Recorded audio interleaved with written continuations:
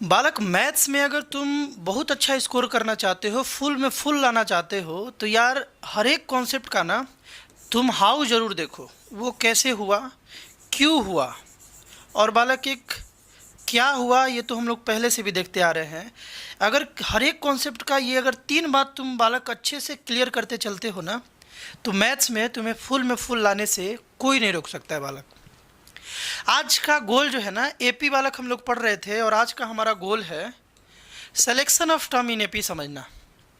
AP में term का जो सिलेक्शन है वो कैसे करना बेहतर होता है और क्यों होता है, ये भी हम लोग देखेंगे। क्वेश्चन के थ्रू बालक हम लोग आज कॉन्सेप्ट समझने जा रहे हैं। क्वेश्चन एक हम तुमको दिखा रहे हैं बालक, देखो। ऐसा क्वेश्चन अगर आए तो ऐसे क्वेश्चन से बालक हम लोग कैसे डील करेंगे, आज हम लोग सीख रहे हैं। ध्यान से सुनो। क्वेश्चन में ये था कि कोई एक एपी है बालक, है ना, कोई भी एक एपी है। उस एपी में 3 टर्म्स का जो बालक सम है ना, वो -3 है। 3 टर्म को उसमें ऐड करने पर, 3 टर्म को ऐड किया जा रहा है तो -3 आ रहा है। और उस एपी में तीनों टर्म का जो प्रोडक्ट है ना बालक, यानी मल्टीप्लाई किया जा रहा है 3 टर्म्स को, तो बालक 8 आ जा रहा है। बात क्लियर है ना। तो बालक वो तीनों टर्म को बताना है, उस एपी के तीनों टर्म को जो है तुम्हें बताना है, फाइंड करना है। एक तरीका बालक ये हो सकता था, ध्यान से सुनो। एक तरीका ये हो सकता था कि हम लोग सबसे पहले तो इसमें लेट कर लेते हैं बालक, लेट कर लेते हैं, late the first term of the AP, है ना। एपी का जो बालक फर्स्ट टर्म है ना, उसको हम लोग ए लेट कर लिया जाए। हम थोड़ी देर के लिए उसे ए कंसीडर कर लिए, फर्स्ट टर्म को।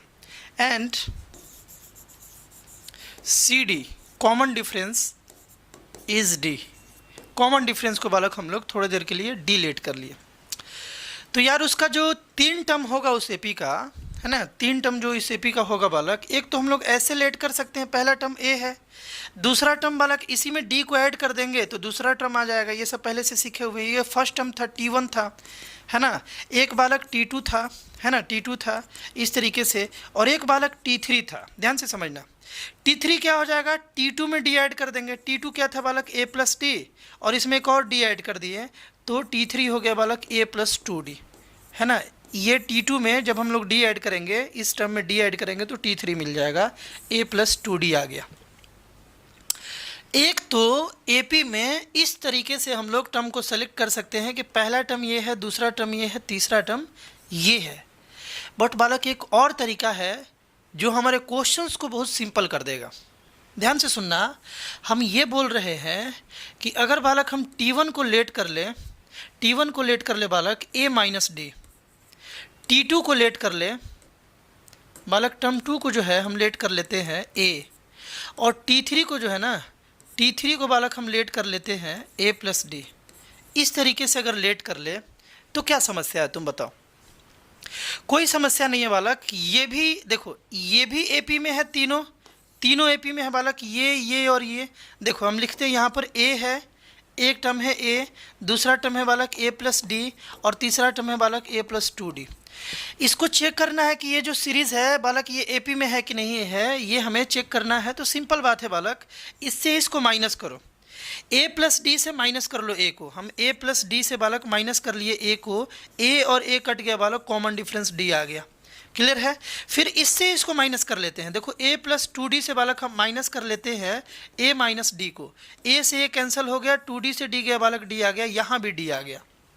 कहने का मतलब ये है कि ये जो हमारे पास बालक सीक्वेंस था, ये जो हमारे पास बालक सीक्वेंस था A+D A+2D, ये एपी में था क्योंकि यहाँ पर कॉमन डिफरेंस बालक डी आ रहा था, कांस्टेंट आ जा रहा था। कॉमन डिफरेंस कांस्टेंट हो तो वो एपी में है।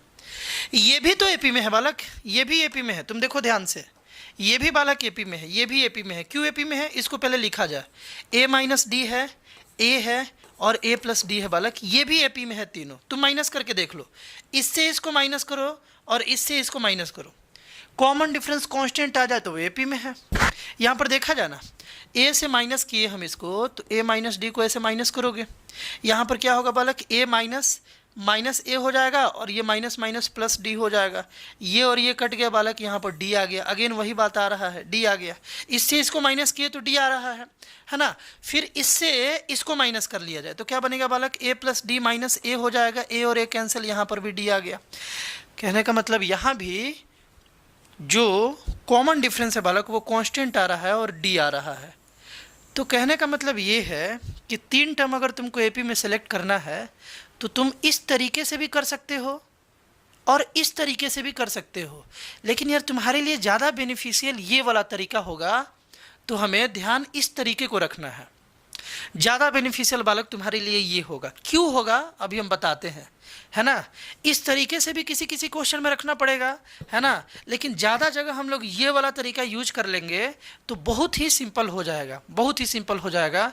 कैसे सिंपल हो जाएगा अभी तुरंत हम लोग इस क्वेश्चन के थ्रू हम लोग बालक समझ जाएंगे, है ना। तुरंत इस क्वेश्चन के थ्रू हम लोग समझ जाएंगे। देखोगे ध्यान से, देखोगे बालक, ध्यान से इसको देखोगे। क्वेश्चन में सॉल्व करना था कि 3 टर्म का सम बालक -3 दिया था। हम लोग यहाँ पर पहला टर्म ए मान लिए थे और कॉमन डिफरेंस डी मान लिए थे।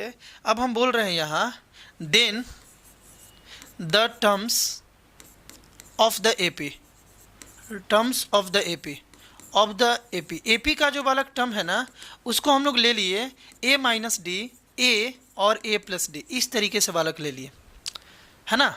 इस तरीके से हम लोग ले लिए। इसका फ़ायदा क्या होगा अभी देखोगे।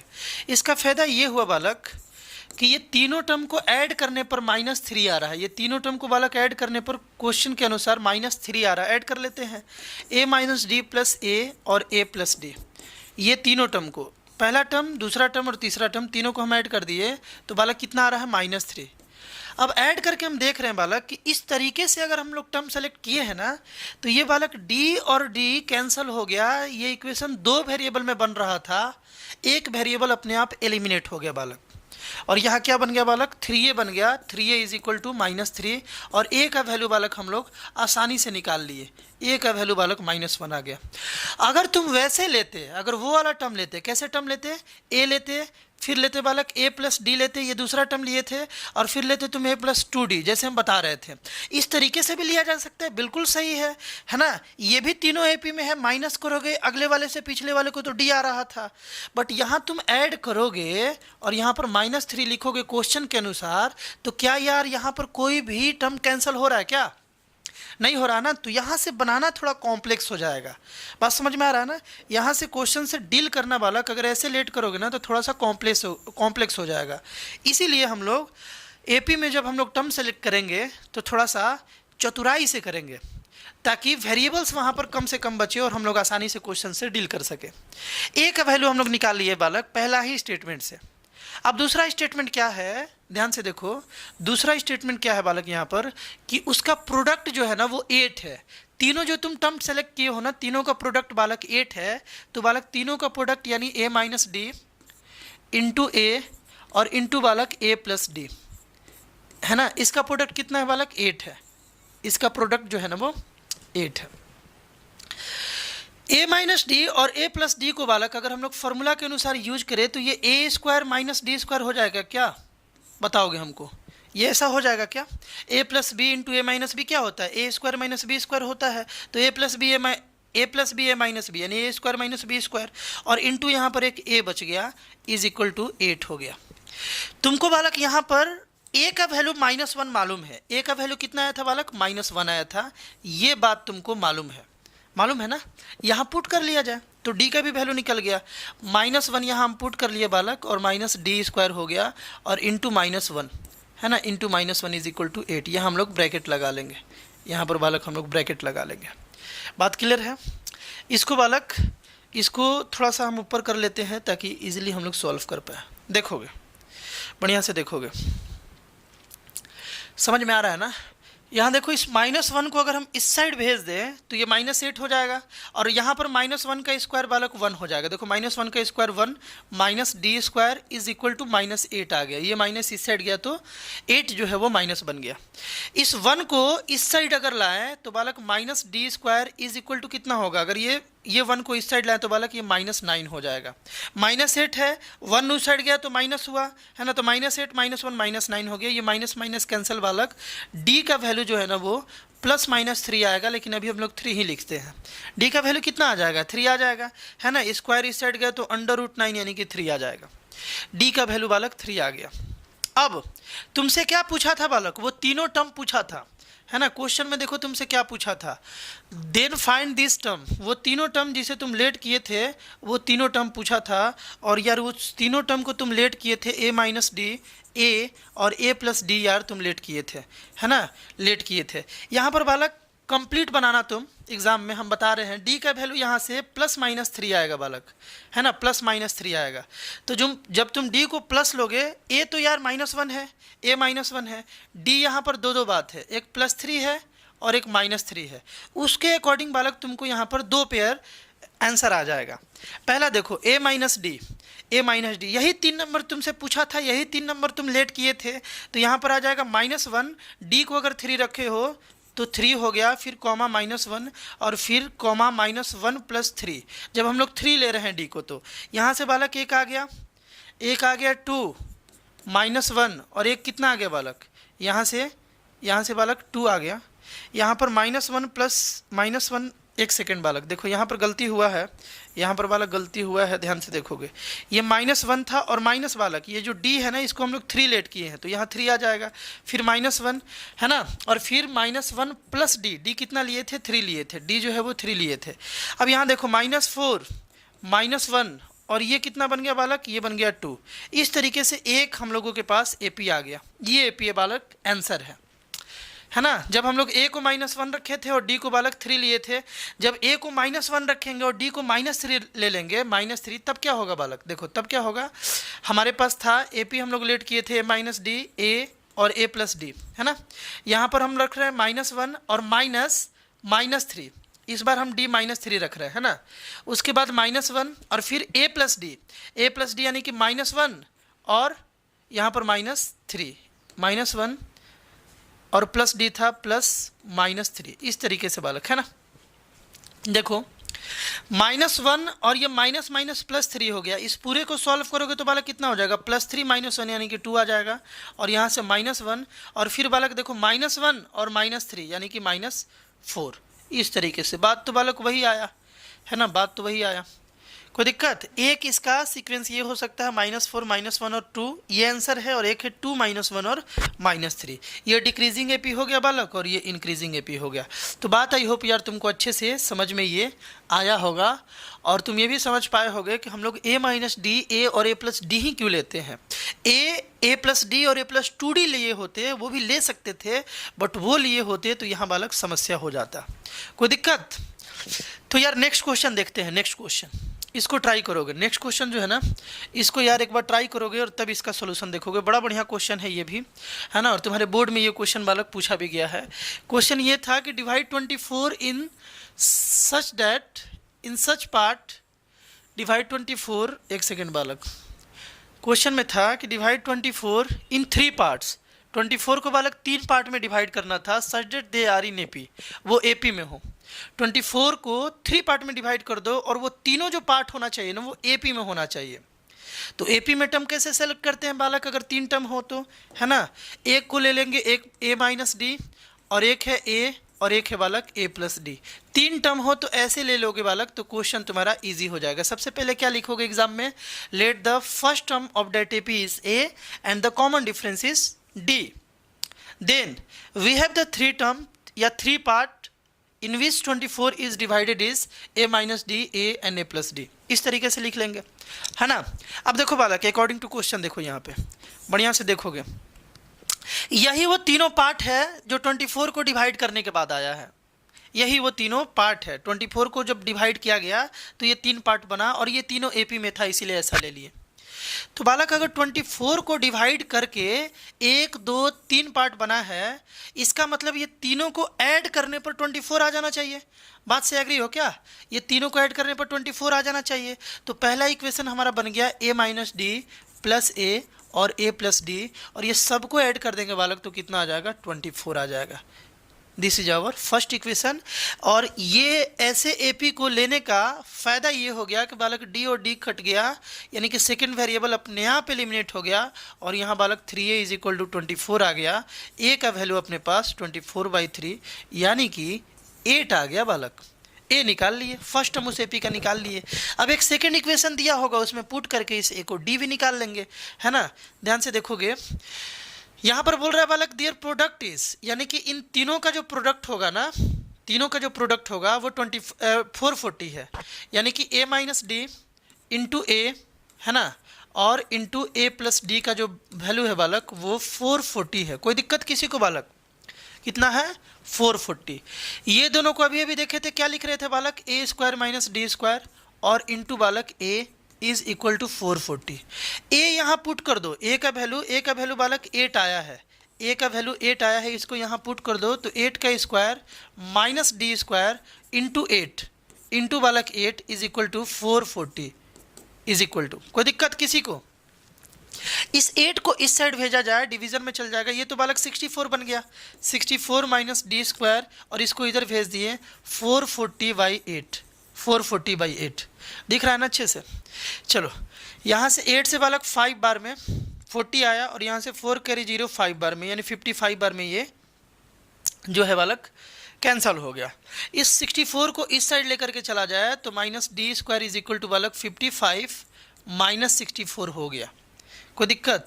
Minus d square is equal to -9 आ गया क्या बालक, है ना। Minus d square is equal to -9 आ गया, इससे इसको माइनस करोगे तो 64 से 55 माइनस होगा तो बालक 9 आएगा, और ये माइनस माइनस कैंसिल हो गया बालक। अगेन डी का वैल्यू जो है वो +-3 आ गया, डी का वैल्यू जो है ना वो +-3 आ गया।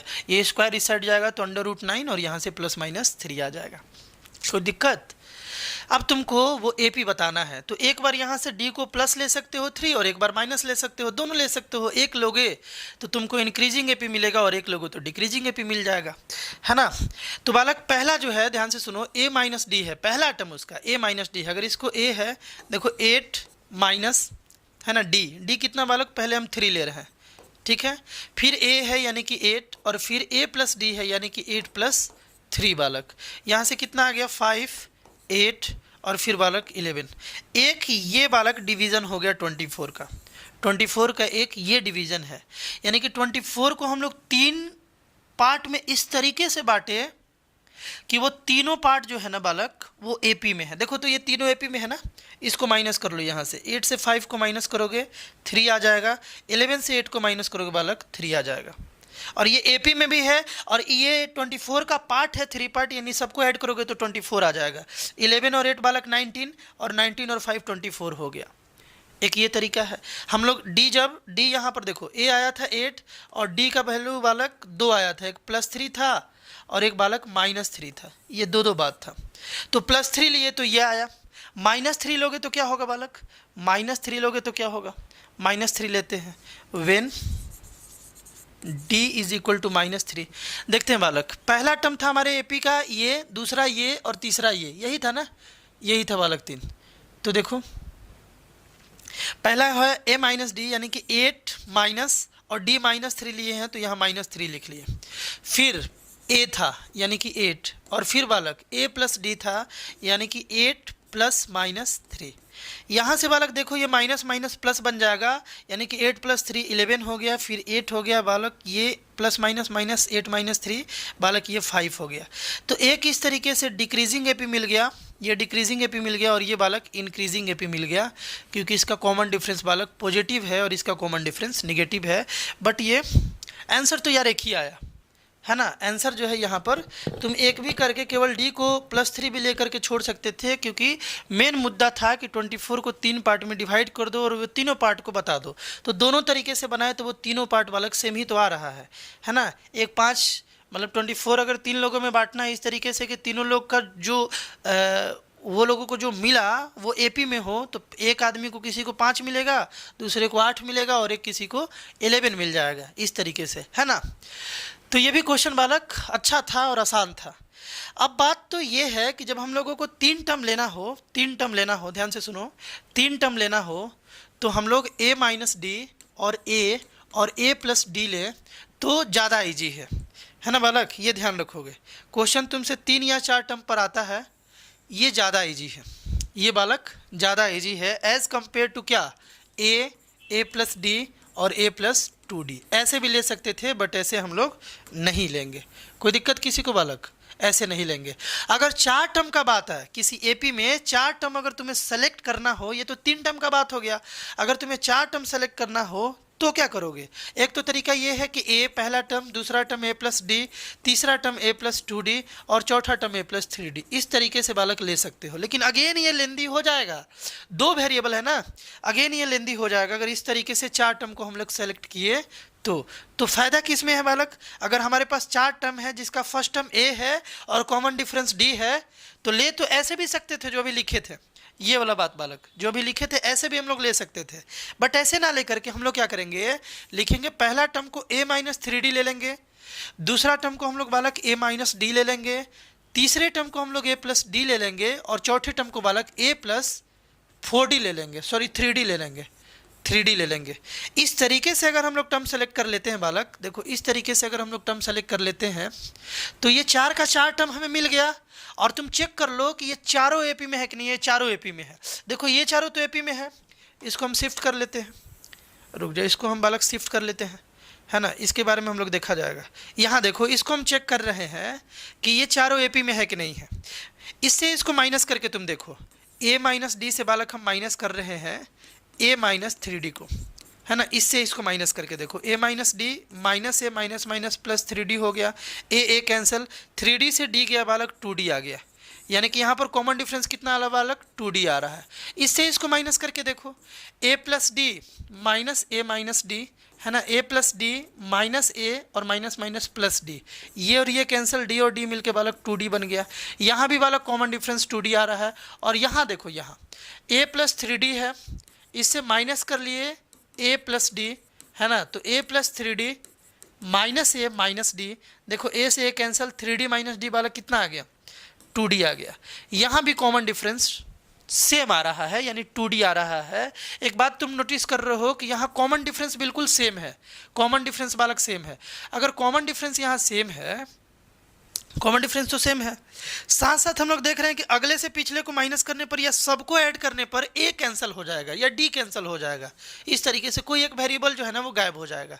तो तुम्हारे लिए ज़्यादा बेनिफिशियल ऐसे सेलेक्ट करना नहीं है, ऐसे सेलेक्ट करना है। तुम चाहो तो 4 AP, अगर किसी एपी का 4 टर्म तुमको सेलेक्ट करना हो जिसका फर्स्ट टर्म ए हो और कॉमन डिफरेंस डी हो, तो यार तुम ऐसे भी सेलेक्ट कर सकते हो, बट ऐसे बेनिफिशियल नहीं होगा, हम लोग ऐसे सेलेक्ट करेंगे, ऐसे सेलेक्ट करेंगे। बात क्लियर है ना? तो ये 2 बात तुमको ध्यान रखना है, ज़्यादा क्वेश्चन इसी पर आता है।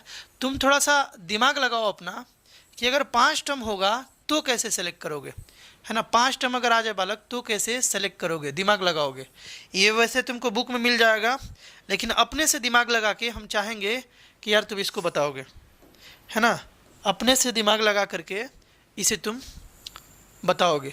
लेकिन अगर 3 टर्म आ गया तो ये सेलेक्ट करोगे, 4 टर्म आ गया तो ये सेलेक्ट करोगे, 5 टर्म अगर आ जाए तो हमको कमेंट करके तुम बताओगे। क्वेश्चन तुम्हारा 3 या 4 टर्म से ही आता है बोर्ड में। चलो अब ये क्वेश्चन देखते हैं बालक। इस क्वेश्चन में है the angle of a quadrilateral are in AP. ये क्वाड्रिलेटरल है बालक, इसका एंगल एपी में है ना, 4 एंगल है, चारों एपी में है, हुज कॉमन डिफरेंस इज 10। ये बड़ा सिंपल क्वेश्चन है बालक, ये भी बोर्ड में आया हुआ था, है ना। ये तो तुम सीख ही गए कि बालक 4 टर्म के लिए ये सेलेक्ट करेंगे, है ना, कर वो भी सकते थे, A plus D A plus 2d वाला भी सीख गए। और 3 टर्म आएगा तो ऐसे सेलेक्ट करेंगे, है ना। अभी हम तुम सोचो 5 टर्म आएगा तो कैसे सेलेक्ट करेंगे, वो भी हम लोग डिस्कस कर लेंगे, पहले इस क्वेश्चन को कर लिया जाए। यहाँ पर क्वेश्चन में जो है ना एंगल एपी में था और कॉमन डिफरेंस बालक 10 था, तो ये क्वेश्चन बड़ा सिंपल हो गया। यहाँ पर इस तरीके से सेलेक्ट करने का ज़रूरत नहीं है ना, इस तरीके से बालक सेलेक्ट करने का ज़रूरत नहीं है।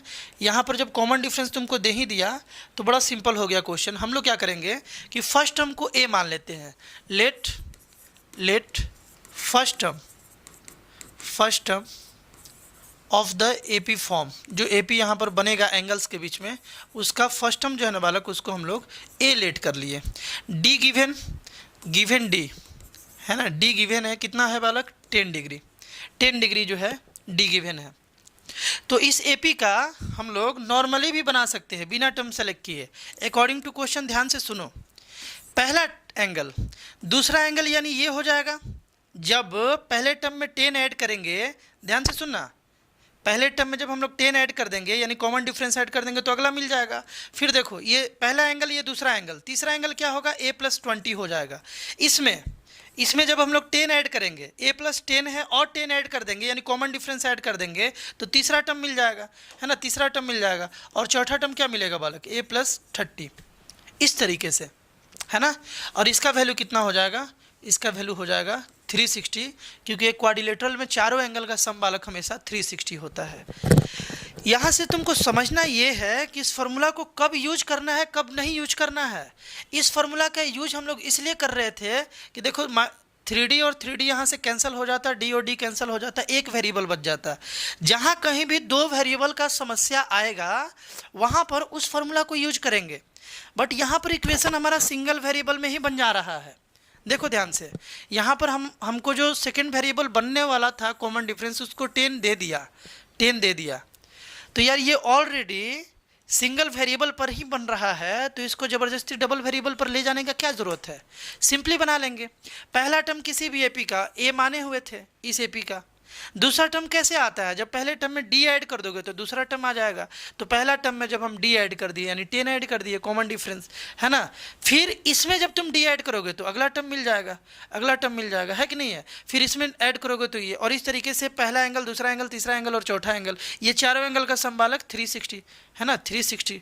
अब आराम से इसका ए का वैल्यू निकाल लो, फिर एंगल तुम बता सकते हो। देखो ए और ए यानी कि 4a बालक 10 और 20 30, 30 और 30 बालक 60 इज इक्वल टू 360 आ गया। यहाँ पर इस 60 को इस साइड ले चला जाए, 4a इज इक्वल टू 300 आ जाएगा। ये 60 इधर प्लस में है, इस साइड गया तो माइनस में, 360 माइनस 60 इज इक्वल टू 300। ए का वैल्यू आ गया बालक 300/4, 4 से 7 बार में और फिर 5 बार में, है ना। 4 से 7 बार में ये 28 आएगा, फिर 20 4 5 यानी कि 75 आ गया। पहला टर्म जो है ना, यानी पहला एंगल जो है उस एपी का, ये कितना आ गया बालक, 75। दूसरा कितना आएगा, पहले वाले में जब हम लोग 10 ऐड कर देंगे तो दूसरा आ जाएगा यानी 85 आ गया। तीसरा कितना आएगा, इसमें जब हम लोग 10 ऐड कर देंगे तब ना एपी बनेगा जिसका कॉमन डिफरेंस 10 होगा, है ना। इसमें 10 ऐड कर दिया जाए, a+20 हो गया, इसमें 20 ऐड कर दो यानी कि 95, इसमें 10 और फिर बालक 105। यानी एंगल का जो एपी बना कुछ ऐसे बना, एंगल का जो एपी बना ना बालक कुछ ऐसे बना। तुम चेक कर लो, इसमें माइनस करोगे 10, इसमें 10, इसमें 10, कॉमन डिफरेंस जो है वो 10 आ रहा है। समझ गया ना। इस तरीके से बालक हम लोग ईजिली यहाँ बना सकते हैं, कोई दिक्कत। अब एक और बात डिस्कस कर ही लिया जाए, है ना। एक और बात यहाँ हम लिखवा देते हैं। वैसे तुम इसको सोचे, अभी भी वीडियो को पॉज करके तुम एक बार सोच लो बालक, एक बार सोच लो ना कि अगर 5 टर्म हमें किसी एपी में सेलेक्ट करना हो तो कैसे करेंगे। 5 टर्म अगर सेलेक्ट करना हो ना बालक तो उसको ऐसे करोगे, a-2d, a-2d, a-d, a और a+d और a+2d, a+2d। इस तरीके से अगर सेलेक्ट कर लेते हो बालक तो ये 5 टर्म का सिलेक्शन हो जाएगा, है ना। उस एपी में 5 टर्म का सिलेक्शन हो जाएगा। तुम इसे फिल करो, सबको ऐड करोगे ना तो ये 2d इस 2d को कैंसिल कर देगा, ये d इस d को कैंसिल कर देगा और यहाँ तो d है ही नहीं, है ना। तो दो वेरिएबल का जो ये बन रहा है टर्म, ये सिंगल वेरिएबल में कन्वर्ट हो जाएगा, है ना। दूसरा बात यह है कि इसको चेक करोगे ना, इससे इसको माइनस करके, इससे इसको माइनस करके, इससे इसको माइनस करके, तो कॉमन डिफरेंस हमेशा डी आ जाएगा। कॉमन डिफरेंस जो है बालक वो हमेशा डी आ जाएगा। बात क्लियर है ना। तो यार इस तरीके से हम लोग टर्म्स का सिलेक्शन एपी में कर सकते हैं और क्वेश्चंस इस तरीके से सॉल्व कर सकते हैं। तीनों टाइप का क्वेश्चन, अलग अलग टाइप का हम तुमको क्वेश्चन करा दिए हैं। ये सारे क्वेश्चंस को अगर सीख गए हो और अपना बुक जब तुम बनाना स्टार्ट करोगे तो यार इजीली तुमसे क्वेश्चन बनने लगेगा। मेन यहाँ पर मुद्दा ये था कि ऐसे ही क्यों सेलेक्ट करें। असर्टिव रीजन में आजकल क्वेश्चन ऐसा बनाया जा सकता है कि क्यों नहीं वैसे करे, ऐसे ही क्यों करे, वैसे करने में क्या समस्या है ना। ये सारे बातों को एनालिसिस करके पढ़ते चलोगे तो यार एक एक क्वेश्चन तुम करके आओगे, है कि नहीं है। नेक्स्ट वीडियो में हम लोग स्टार्ट करेंगे बालक सम ऑफ एन एपी। उसका डेरिवेशन देखेंगे कैसे सम ऑफ एन ए पी का फॉर्मूला वो होता है जो भी होता है n/2 into 2a plus n-1 into D जो है वो कैसे आता है, और उस पर कुछ इंपॉर्टेंट क्वेश्चंस करेंगे। और फिर एक वीडियो पार्ट आएगा जिसमें मिसलेनियस क्वेश्चन होगा, उसमें हम लोग selection of term of an A P से भी कुछ और क्वेश्चंस को उसमें ऐड किया जाएगा लास्ट वाले वीडियो पार्ट में, सम पढ़ने के बाद, है ना। सम पढ़ने के बाद जो क्वेश्चंस का कलेक्शन आएगा उसमें मिसलेनियस आएगा और ज़्यादातर बालक प्रीवियस ईयर क्वेश्चन ही होगा। मिलते हैं हम लोग नेक्स्ट वीडियो में बालक, बाय।